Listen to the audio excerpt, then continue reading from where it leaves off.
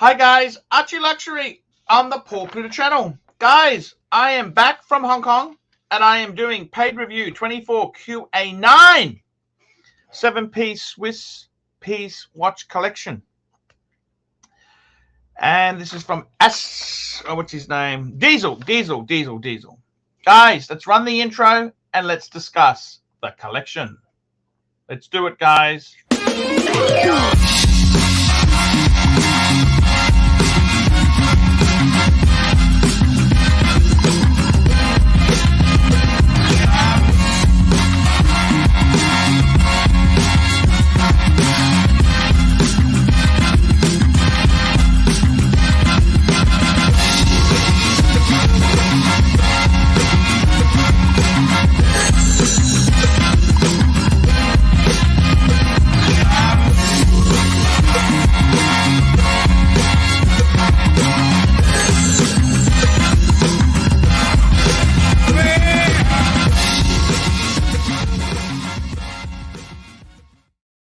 Okay guys, let's jump straight in. This is a collection for Diesel 24QA9. Before we start the collection review, let's do a quick wrist watch check.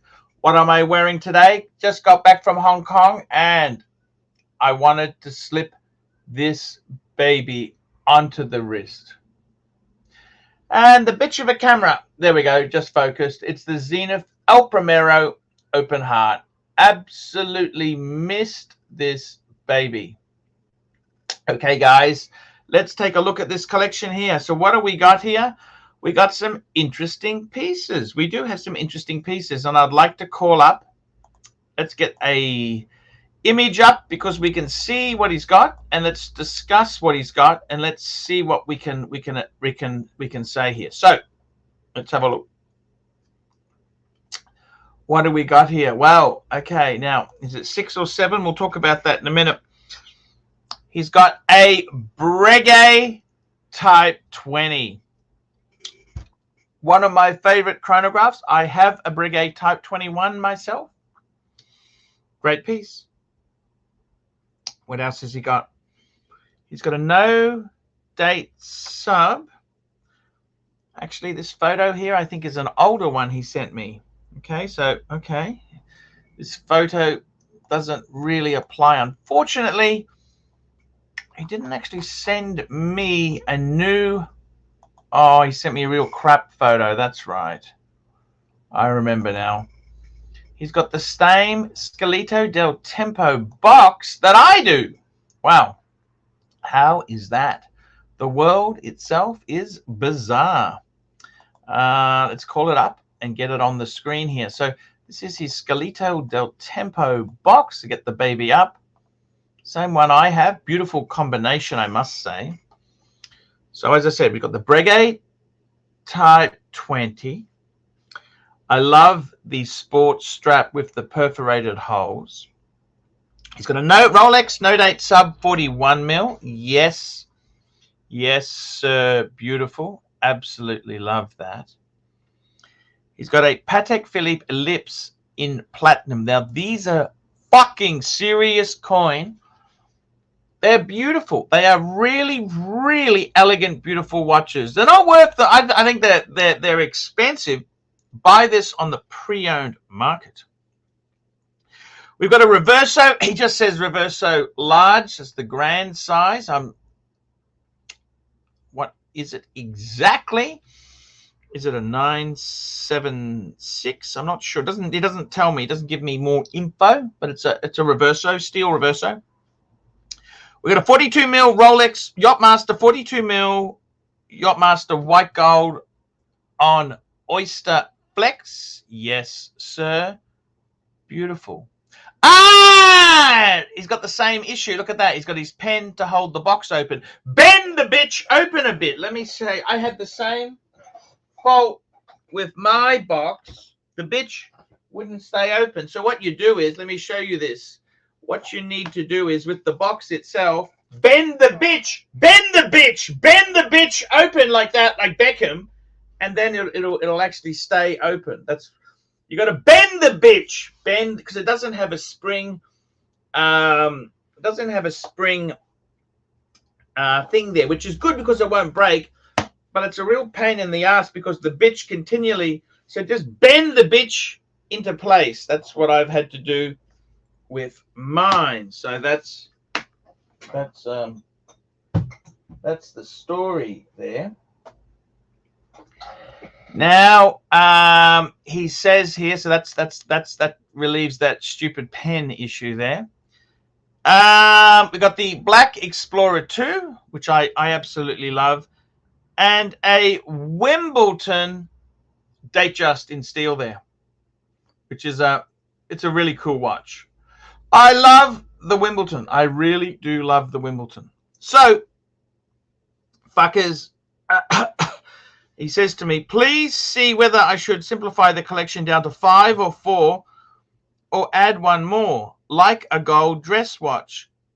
Channel anything? Get white Explorer 2 instead of black? Okay, let's just clarify that. Whether it's black or white Explorer 2, doesn't matter. If I was buying one today, I would actually go black. You know why I'd go black? Because the white is trendy. I like to buck the system. Buck the system, and then you find what's in is out and what's out is in. The yin and the yang, they reverse. That's right. So let's answer his question. So what do I think of the collection? Nice stuff. What do I think is garbage or not so great? Look, I like his spread of Rolex. In Rolex, he's got a diver, he's got a GMT, and he's also got a casual businessman's watch in the Wimbledon. And he's got a fuck off Oyster Perpetual, in the sense he's got the Yachtmaster white gold. So full Rolex, which beautiful. Chronograph, he's got a Breguet. As a dress watch, he's got 2. He's got his Patek Ellipse and he's got a Reverso. So in all honesty, this is actually a pretty damn good collection. Would I sell? Would I keep? Now, the problem is there are a few pieces in this collection that actually aren't big bucks. There are some pieces that are huge money, and there are some pieces that are kind of, how do I put it? They're not huge super money. Now, the problem is, if you're selling, are you selling because you're short of money? Are you selling because you're a spiritual guy who just wants to reduce the numbers where money has no meaning? Or are you short of money, wanting to buy a car? Or I don't know the reasoning. So the problem is with this collection here, because there's some really expensive pieces, which tend to be the better ones that I'd want to keep, you might argue the point, you haven't told me honestly, why do you want to reduce the collection? So if I didn't know that, I'd immediately, I would tell you which pieces would I keep. Well, I would be keeping the Patek Ellipse in platinum because I actually love that model. I would be keeping the No Date Sub. I'd keep the Explorer 2, and I'd keep the Yachtmeister. That block in the middle is basically the 4 I would keep. Now, okay, so that means I would get rid of the Breguet Type 20, which is not a hugely, you're not going to bring in a lot of dollars with it. It's a great watch, a lot of bang per buck, not a huge dollar watch. Ditto the Reverso. The Reversos can be a little bit soft on the secondary. It's, if you're selling because you need to raise money, we've got a different technique. If that's the case, if you're selling because the shit has hit the fan and you really need to pay some bills, well, I would be saying, well, do we really need the white gold Yachtmaster, the white gold Oysterflex Yachtmaster? Do we really need the Platinum Ellipse? I'd possibly be selling that. So I'd be selling that, keep the Reverso. Do we need the Datejust? So it depends on the reasoning. Why do you want to downsize? Are you downsizing for spiritual reason, or is it because the shit has hit the fan and we need to bring some money in? If we need to bring money in, well, you would sell the more expensive pieces. If you are merely just a yin and yang and you just want to downsize to be a a James Dean wannabe, well, we do it another way, see. So if I was to bring the collection down to 4, as I've said, that 4 in the middle. If I was to bring the collection down to 5, what would I keep? What would I flip?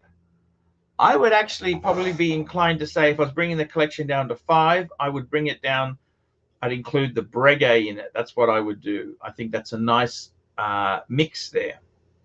So, okay, so that's where I'm coming from. Now, the next question is, what about if I wanted to add one more, like a gold? Well, you've already got a gold dress. Sorry, you got a platinum dress watch. When you say gold, you mean yellow gold or white gold? See, I would be personally, if this was my collection, I would be more inclined to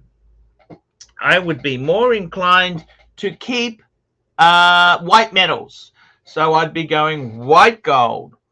What would I add in white gold? Fuck, I tell you what would be amazing.